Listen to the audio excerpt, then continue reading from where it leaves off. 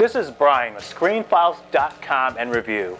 And first off, let's just say The Girl on the Third Floor is one of the better haunted house movies you're likely to see. It is really, really effective, well told. It's a great looking movie. And the director, Travis Stevens, this is, I believe, his second feature. He's actually produced a lot of stuff, such as Starry Eyes and, was it the title We Are Who We Are?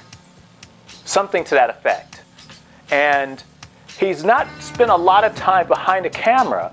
Oh, by the way, he also helped write the screenplay for The Girl on the Third Floor. And oh my God, this is, as I said, this is such an effective horror movie.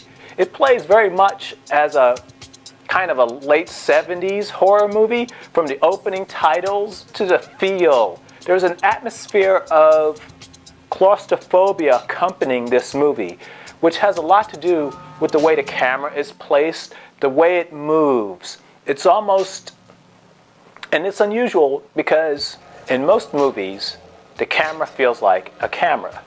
You don't necessarily feel as if you're part of events unfold, while the camera in The Girl on the Third Floor oftentimes approaches things from oddly skewed, slightly off angles. It's actually really disorientating, and it adds an air of unease. That's the best way to describe it. When watching this movie, literally just watching the credits and then the movie starts, I felt somewhat uneasy and uncertain. And a lot of that has to do with, as I said, those camera angles. It's done in such an odd way, and it's really hard to describe. You need to see it. It's very atypical in the way it works, and it's just so effective. And for a director whom this is the first feature, this is just such an auspicious first movie. It's kind of remarkable. What struck me as interesting, though, is that the lead is played by CM Punk, who I'm not really familiar with. I've heard the name before, but I don't know much about him. And he is heavily tattooed. I mean, seriously, tattoos all over the place. And I had no issue with that, but it's kind of odd, and I'm not accustomed to seeing that, because typically in most movies, when you have someone wearing lots of tattoos, it's done for a purpose, to make a point, to give you unspoken information about where that character comes from and how he works.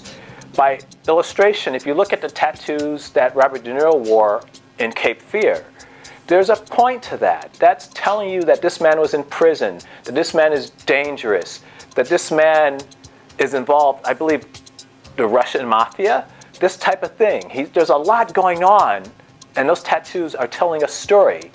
In this instance, not so much. It's literally just a guy who is a tattoo enthusiast. And it was odd. I found myself waiting for some relationship between him and those tattoos. And it wasn't there. It was just a guy with tattoos. Tattoos are becoming more and more mainstream, so this will probably become more of a not unusual thing. But at this point, it's just kind of unusual. I didn't know what to make of his character. In the movie, we see that this character has anger issues. He gets explosively angry, in which case he lashes out at things. For a while, I was wondering what was the point of this. It didn't seem to inform his character at all. It seemed to be information that was extraneous.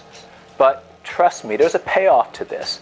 This guy's anger is relevant. It may not seem so, at least initially, but it really is. And this movie is very evocative of some other films, such as The Sentinel. I think it plays a huge debt to The Sentinel. Michael Winner's movie.